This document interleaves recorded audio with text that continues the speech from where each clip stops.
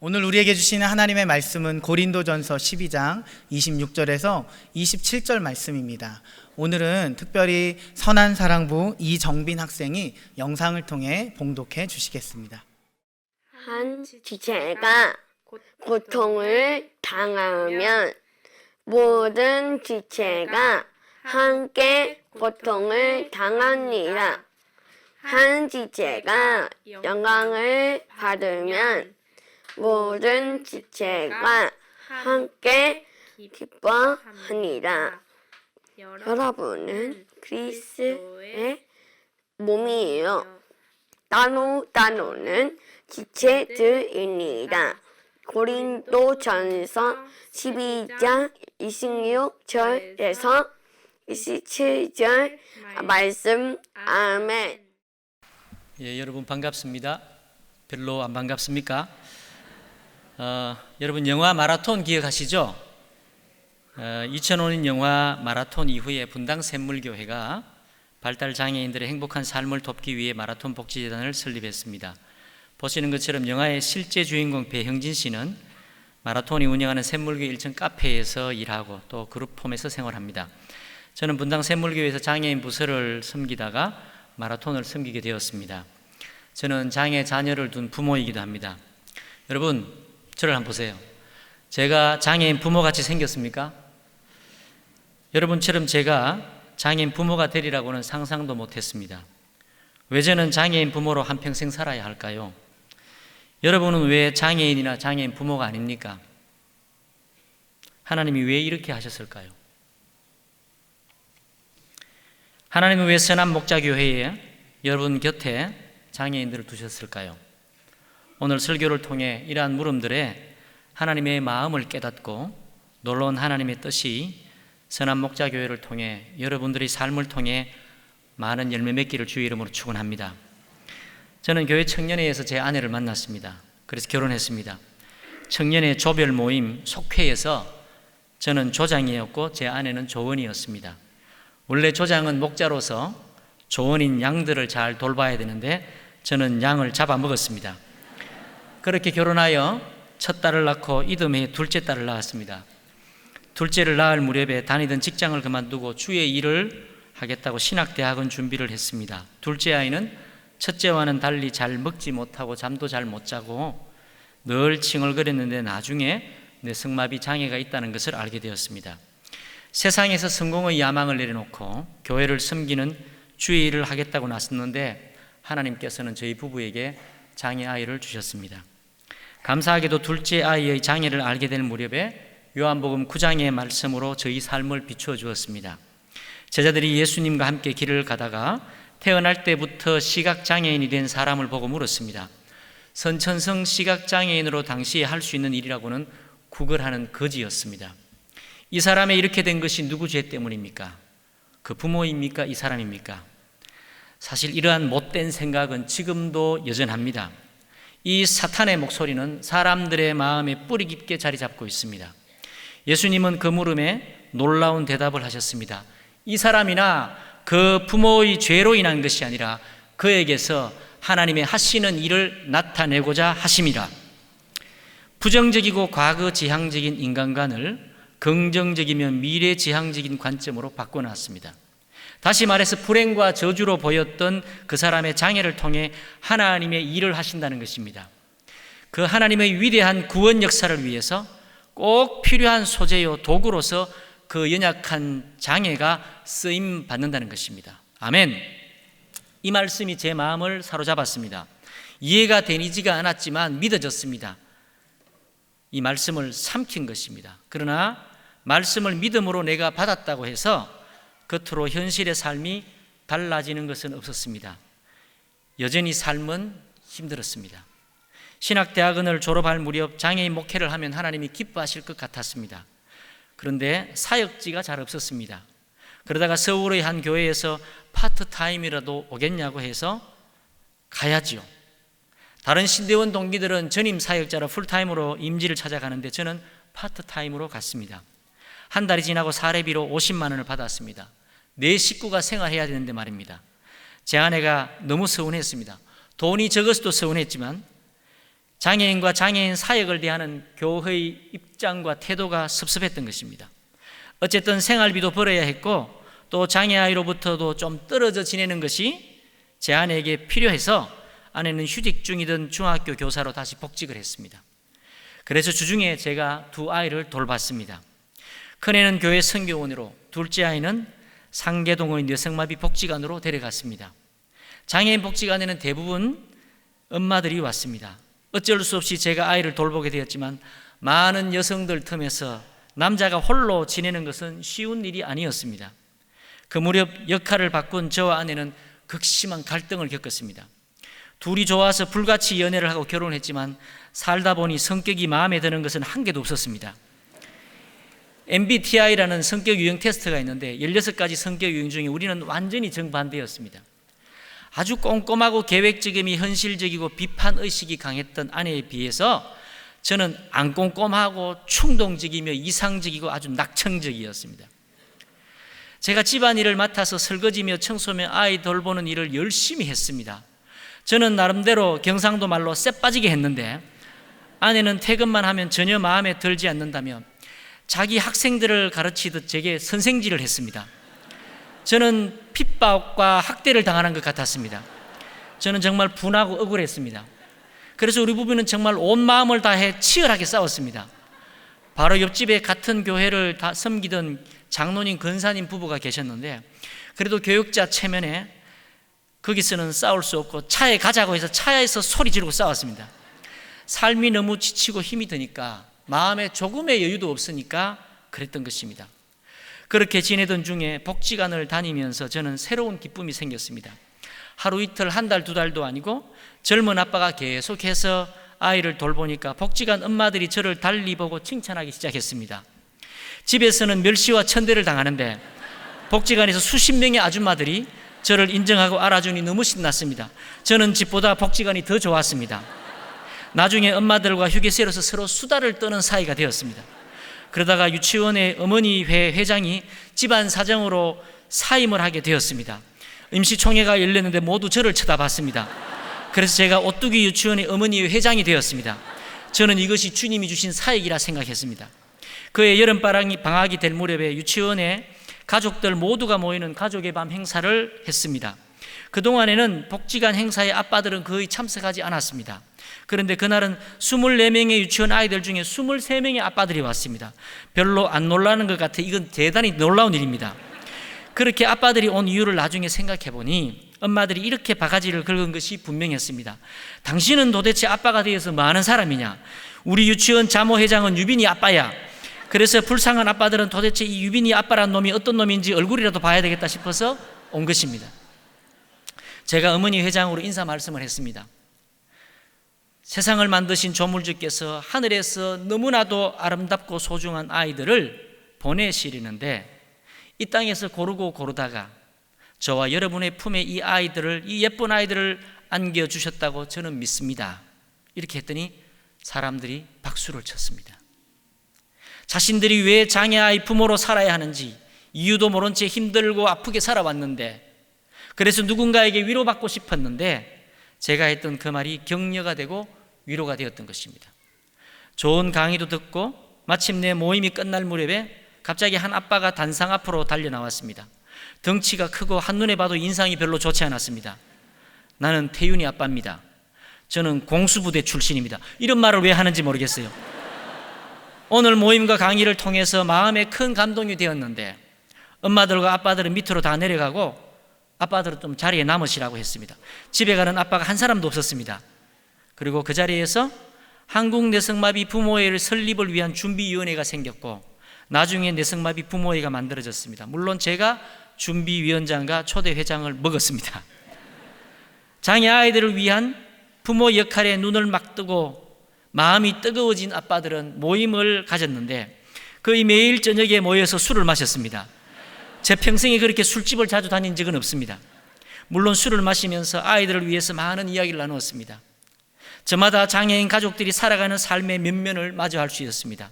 제게는 그 시간이 참으로 소중하며 의미 있는 목회 현장이었습니다. 여러분들도 그렇겠지만 사람들이 저마다 고난이 있죠. 저희 부부는 하나님께로부터 받은 자녀로 인한 고난과 은혜가 참 많습니다. 2005년 8월에 당시 41살이던 제 아내가 임신을 했습니다. 실은 저희 부부는 둘째 아이 이후에 몇 번의 임신을 했지만 연년생에다 뇌성마비가 있는 아이까지 돌봐야 했기에 몸이 견디지 못해서 여러 차례 자연유산의 아픔을 겪었습니다. 그런 상황에서 뜻밖의 임신을 했으니 얼마나 당황스러웠겠습니까? 제가 조심스럽게 아내에게 물었습니다. 여보, 마음이 당신 어떠냐? 놀랍게도 아내는 감사하다고 했습니다. 제 마음에 이번에는 아기를 무사히 주실 것 같은 희망이 생겼습니다. 그런데 임신 4개월이 될 무렵에 그해 12월 초 수요 정형 예배를 가려고 준비하고 있는데 아내가 다니던 병원의 의사가 아내가 아니라 제게 전화를 한 것입니다. 병원에서 얼마 전에 검사한 결과가 나왔는데 아이가 다운 증후군이란 것입니다. 저녁 식사를 하다 말고 저는 제 방으로 달려가서 그만 다리에 힘이 풀려서 털썩 주저앉고 말았습니다. 하나님, 이러면 안 됩니다. 하나님, 이러면 안 됩니다. 이런 말만 계속 나왔습니다. 의사는 검사 결과가 100% 정확한 사실이며 사진으로 보니 아이의 위도 작고 팔다리도 굽어 있는 기형이 심해서 임신을 중단하는 것이 좋겠다고 했습니다. 의사의 말이 채 끝나기도 전에 물론 그렇게 해야죠 라고 대답했습니다. 그동안의 생명은 하나님이 주신 선물이며 생명의 주인은 하나님이라고 믿고 말해왔지만 더 이상 저희한테 그런 식으로 대하는 그런 하나님을 믿고 싶지도 않았고 인정하고 싶지도 않았습니다. 그런데 이 사실을 아내에게 도저히 말할 수가 없었습니다. 결국 의사가 다시 연락을 해서 토요일 오후에 함께 병원에 갔습니다. 아내는 의사의 설명을 아주 차분히 들었습니다. 노산이었기에 불안과 염려를 했던가 봅니다. 그런데 설명을 듣고 수술 날짜를 잡고 집으로 돌아오면서 아내는 무너지기 시작했습니다. 아무 말 않고 계속 울기만 했습니다. 제가 말했습니다. 괜찮아, 그냥 없던 셈 치고 수술하면 돼. 이러한 모든 상황에 상심하여 말이 없어진 아내는 누워서 눈물만 흘렸습니다. 그런 아내가 너무나 애처롭고 민망해서 얼굴을 부비고 눈물로 함께 안아주는데 서로 맞댄 볼의 따뜻함을 전혀 느낄 수가 없습니다. 차갑습니다. 따뜻하지가 않습니다. 여러분, 예수님을 따라가는 길, 예수 제자의 삶은 외롭고 힘든 좁은 길입니다. 그런데 예수님을 믿는 성도가 내 삶의 주인이 내 자신이라며 자유를 선언하고 하나님 없이 살아가는 그 삶은 더욱 외롭고 어둡고 춥습니다. 저희 부부에게는 늘 저희를 위해 기도해 주시는 부모님이 계십니다. 제가 견디다 못해서 이런 상황을 고향에 계신 아버님께 전해드렸습니다. 부모님도 얼마나 기가 막혔겠습니까? 평생 작은 개척교회들을 섬기신, 그래서 은퇴하신 아버지로서는 자식이 좀 번듯한 교회의 담임 목사이기를 기대하지 않았겠습니까? 그런데 장애아이를 키우는데 또다시 장애아이를 가졌다는 소식을 들은 것입니다. 한동안 말없이 같이 울기만 했습니다. 그리고 전화기 너머로 아버지의 울음 섞인 목소리가 들립니다. 아들아, 잘 들어라. 우리는 하나님 말씀대로 사는 사람들이야. 그 아이를 낳아야 해. 정 너희가 키우기 힘들면 우리가 키울 테니 그 아이를 꼭 낳아야 한다. 아버지는 전화를 끊지 않고 제게 계속 다짐을 받으려고 했습니다. 제가 대답을 하지 않으니까 어서 대답해. 아비가 곧 심장 수술을 앞두고 있는데 내가 죽는 꼴을 보고 싶냐? 그 아이를 꼭 낳아야 한단 말이야. 함께 울며 전화통화를 하면서 대답을 하지 않고 계속 버티던 저는 생명을 지키려고 저렇게 간절히 호소하는 전화기 너머의 목소리가 내가 믿는 하나님 아버지의 음성이라는 생각이 문득 들었습니다. 그래서 저도 모르게 그만 예 아버지 알겠습니다, 그렇게 하겠습니다라고 대답하고 말았습니다. 현실에서는 그렇게 말하면 안 되는데 말입니다. 그리고 퇴근한 아내에게 우리가 아이를 낳아야 할 것 같다고 말했습니다. 그날 저녁에 초등학교 5학년 6학년이던 딸아이 둘과 함께 저희 부부가 한자리에 둘러앉았습니다. 그리고 아이들에게 그동안의 일을 말했습니다. 두 아이가 함께 울기 시작했습니다. 실은 3년 전에 2002년도에 저희 가족은 출산 예정일 하루 전날 밤에 아기의 심장이 멎어서 출산 예정일 당일에 우리 셋째 아이를 사산해야만 했던 참으로 아픈 경험이 있었습니다. 아이를 14시간 반을 진통하고 낳아보니까 4.3kg의 남자아이였습니다. 그때도 얼마나 힘들었는지 모릅니다. 그래서 누구보다 동생을 기다리며 함께 기도를 했던 아이들이었습니다. 장애가 있는 둘째 아이는 엎드려 통곡하면서 나도 장애가 있는데 또 장애 아이를 주시면 어떻게 하냐고 울부짖었습니다. 그리고 초등학교 6학년이던 큰아이는 눈물을 닦고 안경을 고쳐 쓰고는 저희 부부를 보며 말했습니다. 엄마 아빠 참 잘하셨어요. 제가 그 말을 듣고 우리 큰딸의 칭찬이 저희 부부를 향해서 하나님께서 머리를 쓰다듬어 주시는 칭찬같이 느껴졌습니다.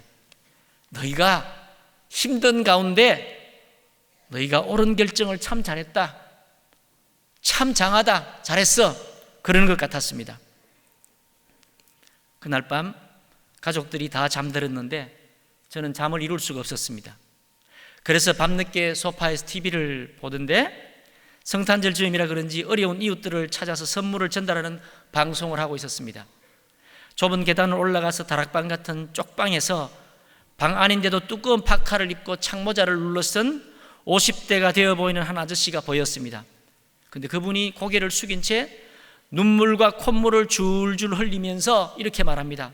사는 게 너무 힘듭니다.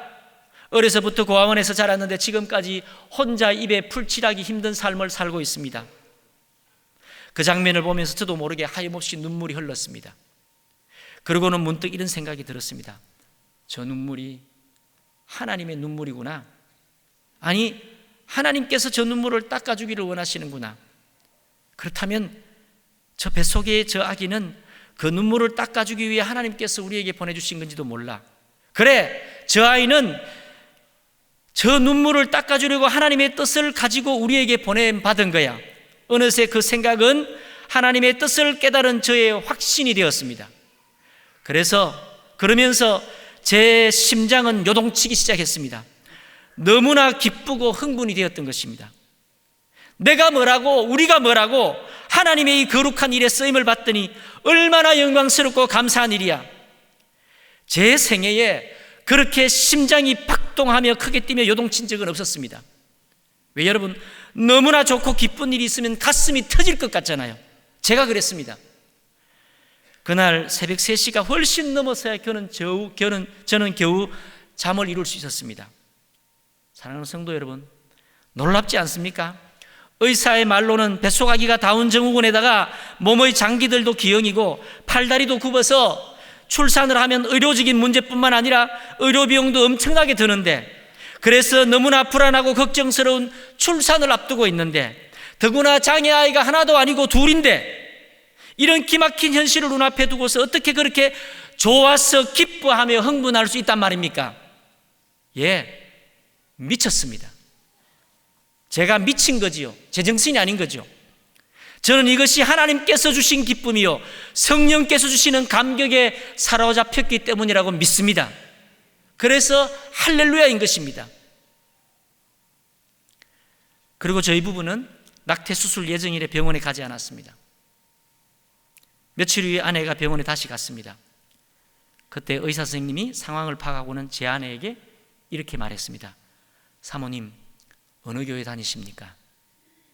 실은 이분이 연세대 수석 입학 수석 졸업이라는 스펙을 가진 의사로 병원의 광고에 그렇게 돼 있어요. 믿음 좋은 권사님의 아들이었습니다. 그런데 분당의 어느 교회에 나가다가 목사가 하도 돈 하는 설교를 하는 바람에 낙심해서 교회를 끊었던 것입니다. 이분이 나중에 샘물교에 등록하고 교회의 목자가 되었습니다. 장애가 있는 아주 작은 태아가 그렇게 똑똑한 의사를, 잘난 사람을 하나님께로 생명의 길로 인도한 것입니다. 오늘 성경 본문 앞부분의 말씀대로 연약한 지체가 도리어 요긴하게 쓰임받는 것이 무엇인지를 경험하였습니다. 아이가 태어날 때까지 아기의 건강을 위해 저희 부모님을 비롯해서 많은 분들이 함께 기도해 주셨습니다. 전능하신 하나님께 태중에 있는 아이의 염색체 이상쯤이 아무것도 아니잖아요. 그래서 고쳐달라고 간절히 기도했습니다. 그러나 드디어 아이를 출산하게 되었습니다. 어떻게 되었을까요? 다운 증후군 아이였습니다. 그러나 예상했던 것과는 다르게 아이는 건강했습니다. 물론 다운 증후군 장애로 말미암아 연약함이 있지만 지금까지 건강하게 잘 지냅니다. 우리 아버님이 아이의 이름을 기쁠 유자에 항상 상자 데살로니가 전서의 말씀대로 항상 기뻐하라고 그 이름을 지었습니다. 참으로 이 아이는 항상 기쁨이 충만한 아이입니다. 중학교 1학년이 되었습니다. 이 아이를 낳고 나서 저는 그해 7월에 분당 샘물교회의 지원으로 마라톤 복지재단을 설립하는데 쓰임받았습니다. 실은 우리 유상이를 알기 전에 저는 복지재단을 설립하기 위해 일해달라는 부탁을 2번이나 거절했습니다. 왜냐하면 제가 복지 현장의 실무에 자신도 없었거니와 진짜 속내는 나도 이제 장애인 목회 같은 것 좀 그만두고 좀 잘 나가는 목사, 좀 알아주는 목사가 되고 싶은 이루지도 못할 야망과 욕망이 제 안에 꿈틀거리고 있었기 때문입니다. 그런데 하나님께서 우리 막내를 통해 저를 인간이 되게 했습니다. 이 자리에도 저처럼 그렇게 비로소 사람 구실하는 분들이 앉아 있지요? 어쩌면 우리 막내가 아니었다면 여기 이 자리에 서 있지도 못했을 것입니다. 우리 둘째를 통해 장애인 목회를 하게 되었고, 우리 넷째 막내를 통해서 마라톤을 설립하는 데 쓰임받았고, 지금 40여 명의 직원들과 함께 많은 발달 장애인들을 돕고 섬기는 영광스러운 현장이 있습니다. 여러분, 장애아이 둘이 있으니 좋은 게 뭔지 아세요? 장애 자녀를 키우는 부모님들, 고통을 당하는 사람들을 위로하는 능력이 있습니다. 고난은 위로의 능력이 되는 줄 믿습니다. 여러분께 정말 놀랍고 아름다운 생명 이야기를 나누는 것을 기쁘게 생각합니다. 2010년 12월에 어느 주일 저녁에 분당 샘물교회 한 가정에 제가 신방 요청을 받았습니다. 이 가정은 딸 둘에 이어서 셋째 아이를 임신했는데 병원에서 저희와 같이 에드워드 정후군, 다운 증후군과는 비교 안 될 정도로 매우 고위험군 기형아 판정을 받고는 다음날 월요일 아침에 낙태 수술을 받기로 되어 있었습니다. 집에 가보니 초상집 같았습니다. 제가 무슨 말을 했겠습니까? 우리 유상이 이야기도 들려주면서 하나님께서 주신 생명이기에 믿음으로 받아야 한다고 피를 토하듯이 말했습니다. 당신들이 모태신앙으로 자란 목자 부부 아니냐? 정말 당신들이 믿는 하나님의 뜻을 알고 싶으냐? 그것은 분명하다. 하나님께서 나를 보내셔서 하나님의 분명한 뜻을 전하는 것이다. 이 아이를 믿음으로 받았시오. 이렇게 전했습니다. 그 자리에 있던 모두가 그 시간 눈물로 함께 했습니다. 신방이 끝나고 집으로 돌아온 후에 우리는 그 집에 전화할 수가 없었고 그저 기도할 뿐이었습니다. 그렇게 한 주간이 지나고 주일이 되었습니다. 주일 아침에 남편 집사님을 제가 섬기는 사랑부 예배실 앞에서 만날 수 있었습니다. 주중에 놀라운 일이 있었답니다. 그날 저희가 다녀가고 두 부부가 손을 잡고 산책을 했습니다. 일단은 다음 날 병원에 가지 않기로 했답니다. 그리고 원래는 주일 저녁에 그 다음 날 수술을 위해서 약을 먹어야 되는데 제가 약 먹기 1시간 전에 와서는 예배를 3시간이나 드리는 바람에 약 먹는 시간도 놓쳐서 약도 마침 안 먹었다고 했습니다. 그리고 월요일이 지나고 하루하루 날짜가 지나가는데 다시 마음이 불안해졌답니다. 그러던 중에 병원에서 의사로부터 상기된 목소리로 연락이 왔습니다.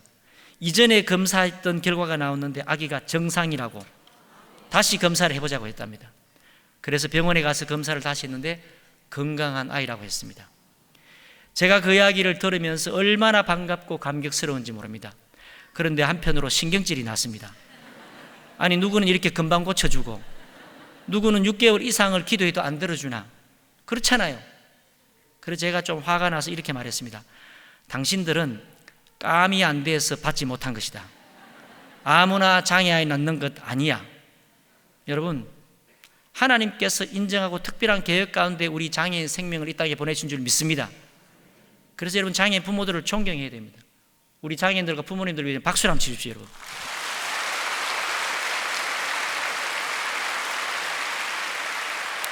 나중에 예쁜 서유리가 태어났습니다. 건강하게. 한번 사진을 한번 보여주실까요? 계속 보내주세요. 네. 이 아이가 커가는 모습을 제가 좀 사진을 엄마 아빠예요. 네. 너무 예쁘죠? 네. 지금 이 아이가 초등학교 2학년이 되었습니다. 네, 최근에 이렇게 사진이에요. 네.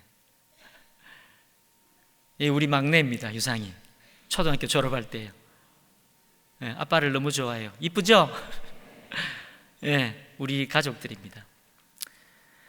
이 아이가 태어나고 유아 세례를 받았는데 아빠가 그동안에 있었던 일을 눈물로 간증했습니다. 제가 나중에 그 간증 영상을 감명 깊게 보았습니다. 왜 우리 막내가 다운 증후군의 장애를 가지고 이 땅에 와야 됐는지 하나님의 뜻을 조금 깨닫게 되었습니다. 제가 저녁에 퇴근해서 집에 갔는데 6살이 된 우리 유상이가 평화로이 자고 있었습니다. 우리 아이는 자신을 통해 무슨 일이 일어났는지 전혀 알지 못합니다. 여러분, 이게 겸손이에요. 잠든 아이에게 제가 이렇게 말했습니다. 유상아, 네가 다운장애의 무거운 멍에를 네 인생의 어깨에 짊어지고 수고 많이 했다. 네가 한 생명, 한 아이를 살렸어.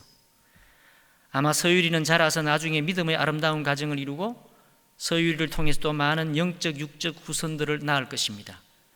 아마도 지금은 우리가 미처 다 알지 못하지만 하나님 나라의 위대한 역사를 위하여 서유리와 서유리의 자손들을 하나님께서 귀한 일꾼으로 쓰실 것을 믿습니다.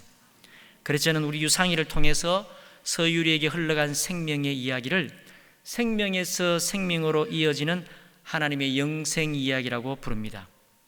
생명과 생명이 이어졌습니다. 장애인과 비장애인의 생명이 연결되어 있는 것입니다. 이제 저는 하나님의 나라로서 교회 공동체 이야기를 여러분과 나누고 싶습니다. 2008년 1월에 저는 편지 한 통을 받았습니다. 저희랑 뇌성마비 복지관에서 만나서 부모 운동을 함께 했던 엄마로부터 영국에서 온 편지입니다. 저희 이야기를 들었던 것입니다. 저희 이야기를 듣고 일부러 자신들의 이야기를 담아 편지를 보냈습니다. 내용인즉 그 부부도 첫째 뇌성마비 장애아이 가진 딸을 낳고 건강한 둘째 남자아이에 이어서 셋째를 낳았는데 안타깝게도 뇌성마비 장애 딸을 또 낳았습니다. 처음에는 하나님을 많이 원망했으나 교회 형제자매들의 격려와 남편의 묵묵한 수고를 통해서 그리고 이해할 수 없는 하나님의 사랑과 평화가 임해서 두 번째 장애아이를 주신 것에 대해서도 하나님께 진심으로 감사할 수 있었답니다. 그런데 넷째를 임신하게 된 것입니다.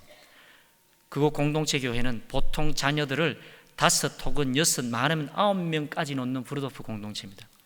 여러분, 여성 최고의 영광은 많은 자녀를 양육하는 것인 줄 믿습니다. 아멘을 안 하시네 여러분. 자녀를 많이 낳아야 하나님 나라를 위해 이 나라의 민족의 국가를 위한 축복입니다. 낳을 수 있는 분들 많이 낳으시기 바랍니다. 아직도 대답 안 하시죠?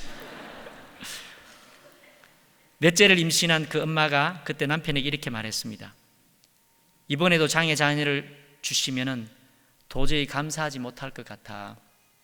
남편이 아내의 말을 말없이 듣고 있다가 공동체 교회의 형제자매들에게 자신들의 마음을 나누었답니다. 그때 형제자매들이 이렇게 말했습니다. 만약에 이번에도 장애아이를 주시면은 너희 가정과 우리 교회의 커다란 축복이다. 이렇게 말하고는 교회의 많은 형제들이 같이 울면서 위로하고 확신으로 격려했습니다. 그 무더운 여름날 눈물, 콧물, 땀이 범벅이 되어 같이 기도를 드렸습니다. 그리고 넷째가 태어나던 날 두 장애 딸들을 돌보던 교회의 여러 자매들이 밤새워 기도를 했다는 이야기를 나중에 들으면서 형제 자매를 깊이 느꼈답니다. 감사하게도 넷째 아이는 건강한 사내 아이를 출산하게 되었습니다. 편지 끝무렵에 이렇게 적고 있었습니다. 늘 제 뇌리에서 떠나지 않는 엄마 모습이 있습니다. 뇌성마비를 가진 쌍둥이 아들 둘을 둔 엄마를 뇌성마비 복지관에서 만났었죠. 그 엄마는 지금 어떻게 지낼까요? 함께 울고 웃으며 나눌 사람이 있을까요? 제가 이 편지를 읽으면 많이 울었습니다. 그런데 무엇보다도 이 부부가 너무 부러웠습니다. 삶을 나누고 마음을 함께 나누는 형제 자매들이 있다는 것이 너무 부러웠습니다. 솔직히 저희는 없었습니다. 저희 부부의 진짜 내면의 외로움과 육아의 부담과 경제적인 어려움, 불안한 미래 등의 깊은 속마음과 삶을 듣는 것도 부담스러워했고 누군가 같이 이야기하는 것도 부담스러웠습니다. 그런데 이 부부의 삶은 그렇지 않은 것 같았습니다. 그래서 편지를 바꿔서 몇 개월 후에 저희 가족은 그곳과 같은 공동체 교회로 사는 미국의 한 시골 마을로 몇 개월 살러 가게 되었습니다. 그 공동체 교회에서 지내는 동안에 제가 섬기던 한국 교회로부터 저희랑 잘 알던 부인이 집에서 목숨을 끊었다는 소식을 들었습니다. 아마 그 무렵이 2008년도 말에 연예인 최진실 씨가 자살했던 그 뉴스를 도배했던 그때입니다. 이 부부는 저희랑 젊었을 적에 신혼부부 모임을 함께 했던 부부입니다. 신혼부부 모임 이후에 오랫동안 연락이 서로 끊겼는데 우연히 교회 근처 길에서 만난 것입니다. 그리고 제가 섬기던 교회로 출석을 권하게 되었고 같은 교회에서 신앙생활하는 교인이 되었습니다. 나중에 알고 보니 우리가 몰랐던 깊은 고통을 갖고 있었습니다. 부인에게는 알코올 중독이 있었고 남편은 폭력이 있었습니다. 아이들은 얼마나 또 힘들었겠습니까? 당시 멀리 미국에서 그 소식을 듣고는 저는 너무 마음이 아프고 미안했습니다. 그 부부를 우리 교회라고 오라고 했던 것도 미안했고 제가 목사인 것도 미안했습니다. 여러분 교회처럼 4부 예배를 드렸는데 드리는 예배 시간도 달랐고 담당 교구도 달랐기 때문에 어쩌다 교회에다 마주치면 손인사로 잘 지내지요 하는 것이 우리 교제의 전부였습니다. 이 부부가 그동안 얼마나 힘들었을까요? 그렇게 죽을 만큼 힘들고 외로웠을 수많은 날들이 있었을 텐데 그러한 형편을 알려고도 하지 않았고 전혀 알지 못했던 사실이 너무나 미안하고 슬프고 고통스러웠습니다.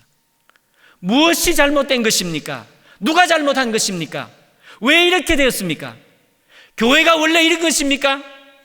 형제 자매라고 사랑한다고 말하면서 신앙생활하는 우리의 모습이 원래 이런 것입니까? 여러분, 마태복음 16장 18절 19절에 예수님께서 교회에 대해서 음부 죽음의 권세가 이기지 못하고 천국 열쇠를 가진 교회를 예수님이 친히 세우시겠다고 했습니다. 얼마나 위대한 교회입니까? 그 교회를 위해 위대한 교회를 세우시기 위해 예수님은 고난받으시고 죽으셨습니다. 예수 죽음의 열매가 교회입니다. 그래서 피로 값주고 사신 교회라고 말하는 것입니다. 예수 생명, 예수 죽음의 값어치가 있는 교회이기 때문에 감히 사탄이 죽음의 권세가 넘보지 못하는 것입니다. 교회를 통하여 천국의 문이 열린 것입니다. 믿습니까 여러분? 그렇다면 그런 교회는 어떤 모습으로 존재하는 것일까요? 오늘 본문 고린도전서 12장 말씀을 따라 생각해 볼 때 그 위대한 교회는 머리 대신 예수님께 몸으로 존재하는 교회인 것입니다. 즉 여러 지체가 한 몸이 되어 서로 같이 돌보는 교회입니다. 그래서 우리 각자는 지체입니다. 우리는 형제자매입니다. 믿습니까 여러분? 사진을 한번 보여주실까요? 이 사진은 제가 조각을 하고 휠체어를 타는 우리 둘째 유빈이와 제 아내가 페인트를 해서 만든 간판입니다. 여러분 별로 놀라질 않네요. 실은 이것은 공동체 교회에서 여러 사람의 도움을 받아 만들었습니다. 당시 그곳에는 이 간판을 만드는 사업을 했습니다. 저도 일을 배워서 디자인된 밑그림에 따라서 음각 조각을 했습니다. 그러면 조각된 간판 위로 페인트 작업을 합니다. 우리 둘째도 참여했습니다. 그런데 뇌성마비로 몸이 불편한 우리 둘째는 붓으로 그리는 정교한 색칠이 어렵습니다. 그래서 주변 사람들이 색칠을 잘할 수 있도록 나머지 부분을 일일이 테이프로 다 붙여주었습니다. 그러니까 실수를 하더라도 전혀 잘못되지 않도록 테이핑 작업을 했습니다. 아비로서 제가 그곳 사람들에게 미안했습니다. 우리 아이 때문에 작업에 차질이 생기는 것 같았기 때문입니다.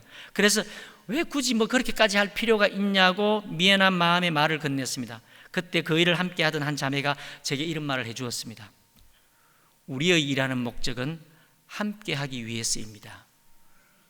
우리는 사랑하기 위해서 일합니다. 그 대답은 제게 큰 충격을 주었습니다. 세상에서 처음 들어보는 말이었기 때문입니다. 교회에서조차도 효율성과 경제성을 따지는 것이 당연한 줄 알았는데 별 세상에 온 것입니다. 그 별 세상이 바로 천국을 닮은 교회입니다. 저희 부부는 너무나 행복하고 기뻤습니다. 왜냐하면 그동안 세상에서 장애 때문에 늘 차별받을까 소외될까 염려하던 우리 아이와 같은 사람들을 진심으로 소중히 여기고 받아주는 사랑하는 사람들, 하나님의 손길을 만났기 때문입니다. 사랑하는 형제자매 여러분, 얼마 전에 여러분이 성찬식을 했을 텐데요, 고린도전서 10장 16절 17절에 우리가 떼는 떡은 그리스도의 몸에 참여함이 아니냐. 떡이 하나요 많은 우리가 한 몸이니 이는 우리가 다 한 떡에 참여함이라고 했습니다. 고린도전서 12장 13절에도 우리가 다 한 성령으로 세례를 받아 한 몸이 되었고 또 다 한 성령을 마시게 하였느니라고 했습니다. 성경 말씀대로 교회가 몸이라고 할 때 가장 중요한 본질적 특성이 뭡니까? 하나됨입니다. 일체성입니다. 몸이라는 것, 하나됨이라는 것은 한 지체가 아프면 함께 고통을 느껴야 되는 것입니다. 몸의 지체라고 하면서 같이 아파하지 않는다면 그것은 병든 몸이거나 죽은 몸이 틀림없습니다. 교회가 바로 그렇다는 것입니다. 저와 한 교회에 속했던 부부가 겪는 고통을 함께 느끼지도 못하고 알려고도 하지 않았기 때문에 그래서 더욱 괴로웠던 것입니다. 오늘날 시대가 그렇고 상황이 그러하니 어찌할 수가 없는 것입니까? 우리 예수님이 죽음으로 세우신 교회가 이것밖에 안 되는 것입니까, 여러분? 그럼 우리가 어떻게 해야 되겠습니까? 아마도 이 땅에서 천국 하나님 나라 같은 곳을 말한다면 가정과 교회와 같은 곳일 것입니다. 실제로 하나님께서 이 땅에 만든 두 가지 조직이 있는데 가정을 먼저 태초에 만드셨고 성령이 강림하심으로 교회를 만드셨습니다. 맞지요, 여러분? 이 두 곳은 하나님이 다스리시기 때문에 하나님 나라요 사랑과 평화와 기쁨이 넘치는 곳입니다. 그러나 이 가정이 술주중권 아빠가 폭력과 폭언으로 행패를 부리며 왕질을 하거나 하나님이 다스린다고 하면서 정작 목사와 장로가 주인 노릇한다면 그곳은 하나님 나라가 아니라 세상의 기업체만도 못한 지옥입니다. 그러므로 누가 다스리시냐, 누가 왕인가가 중요합니다. 그것이 관건입니다. 하나님이 다스리는 가정, 평화와 기쁨이 넘치는, 사랑이 넘치는 천국 같은 가정은 어떤 곳입니까? 가장 연약한 생명, 어린아이와 같은 목소리와 신음과 표정을 천둥소리같이 듣고 온 가족이 야단법석을 떨면서 그 연약한 지체를 중심으로 소중히 여기는 곳입니다. 천국 같은 가정은 가장 연약한 가족 구성원을 중심으로 돌아가는 공동체입니다. 저희 가정도 그렇습니다. 집을 구하거나 외식을 하거나 여행을 가더라도 누구를 가장 먼저 배려할까요? 몸이 불편한 우리 둘째, 가장 어린 우리 막내의 형편을 고려하고 스케줄을 짭니다. 이게 건강한 가정이요 사랑이 넘치는 가정의 정상적인 모습입니다. 그러려면 건강하고 성숙한 어른들이 희생하고 많은 수고, 땀과 눈물이 있어야지 그 일이 가능합니다. 이것이 사랑입니다.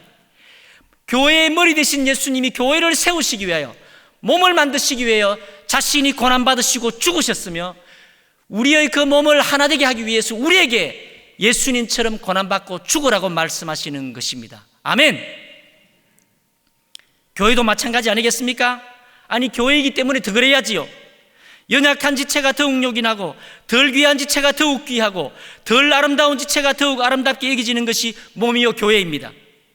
그리고 그렇게 하시는 분이 하나님이시라고 했습니다. 왜냐하면 하나님께서 각 지체를 두셨기 때문입니다.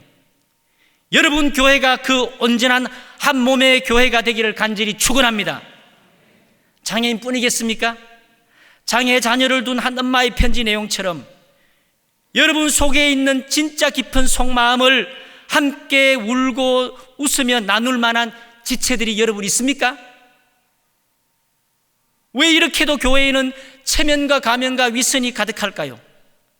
야고보서 5장에 너희 죄를 서로 고백하라는 말씀처럼 교회 성도들끼리의 교제, 교회 형제 자매끼리의 지체들끼리의 교제는 죄와 연약함을 서로 나누는 것이 우리 교제의 내용인 줄 믿습니다. 여러분, 우리는 다 죄인입니다. 그런데 왜 정작 구체적이며 실제적인 죄는 마음속에 두고 서로 이야기하지 않는 것일까요? 진짜 한 몸의 지체라고 서로를 여기지 않기 때문입니다. 죄를 고백할 때에 우리의 연약함 가운데 이기지 못하는 죄가 보혈의 권능으로, 교회의 권능으로 끊어질 줄 믿습니다. 여전히 체면과 위신으로 맺어진 남남 따로따로이기 때문에 우리는 절대로 속마음을 나누지 않습니다. 잘 아시는 것처럼 1907년 평양 대부흥은 성령으로 말미암아 죄를 고백하는 회개를 통해서 교회가 새로워졌습니다. 죄를 고백함으로 하나님과 다시 하나가 되었고 형제 자매들과 서로 사랑하고 불쌍히 여기는 공동체 교회가 되었습니다. 사랑하는 성도 여러분, 예수님의 유언이 있는 거 아세요? 유언이라고도 할 수 있는 간절한 기도가 있습니다. 대제사장의 기도인데요, 요한복음 17장 말씀입니다. 우리 한번 요한복음 17장 21절 한번 같이 한 목소리로 읽겠습니다. 시작.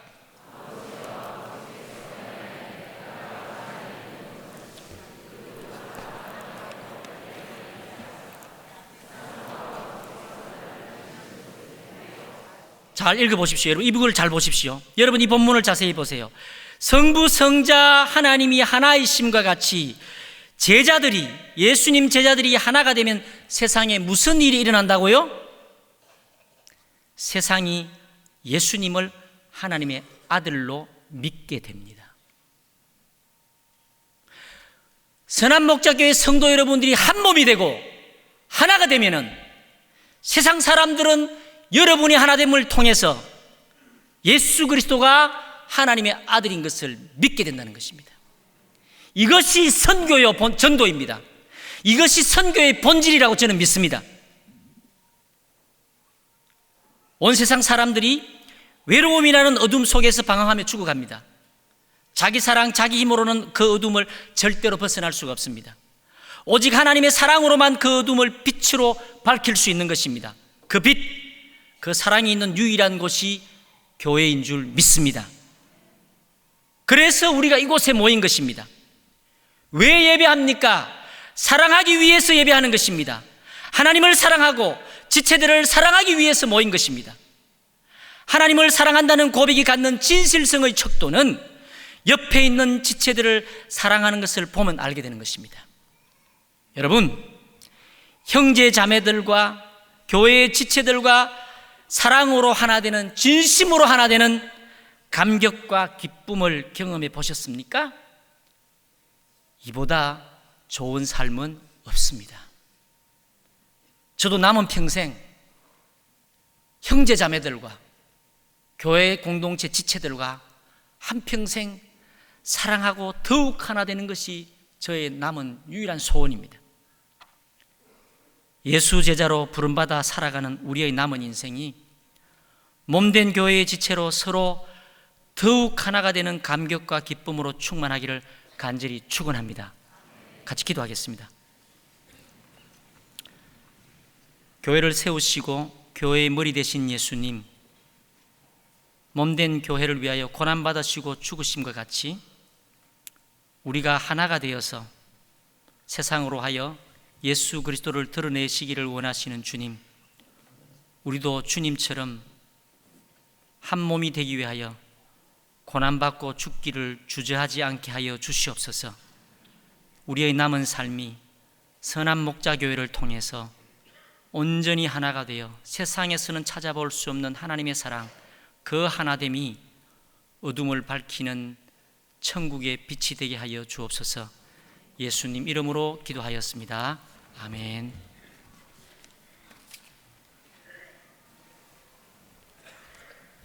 이 시간 자리에서 다 같이 일어나셔서 하나님께 봉헌하며 하나님 찬양하도록 하겠습니다.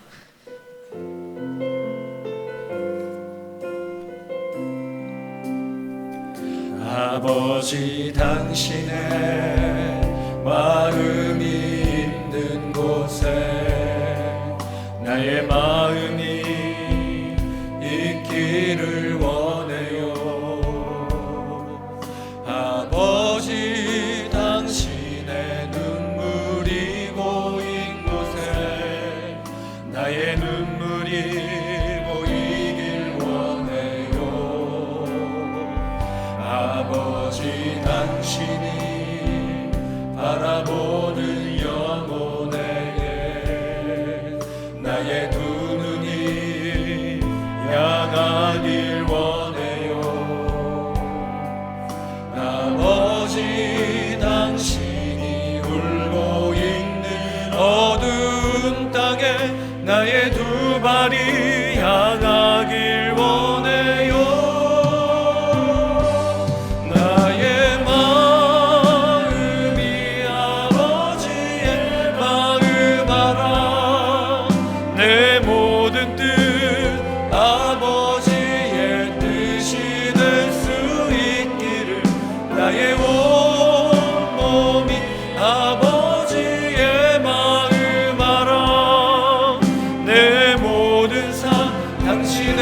삶 되기를. 하나님, 오늘 하나님의 말씀을 저희에게 주시니 감사합니다. 이 자리에 장애인을 품고 돌보는 가정, 또 우리가 알고 있는 그런 가정 위에 주님의 큰 위로와 은혜를 부어주시기를 원합니다. 뿐만 아니라 교회가 하나 되어 약한 자와 가난한 자를 돌보며 주의 살아계심을 드러내는 그런 교회로 일어나게 하여 주시옵소서. 오늘도 주님께 거룩한 예물을 올려드리는 그 손길 위에 축복하셔서 주께 드리고 나눌 것이 끊이지 아니하는 삶이 되게 하여 주시고, 오늘도 저 북녘 땅에 억류되어 있는 주의 종들과 고난당하는 성도들, 그리고 열방에 주의 복음을 증거하는 선교사님과 고난당하는 교회들 힘을 더하시고 은혜 가운데 세워주시기를 원합니다. 지금은 우리 구주 예수 그리스도의 크신 은혜와 아버지 하나님의 무한하신 사랑하심과 성령님의 교통하심이 주를 사랑하여 예배의 자리에 나온 모든 성도들 그 가정 머리 위에 영원토록 함께 하시기를 축원하옵나이다. 아멘.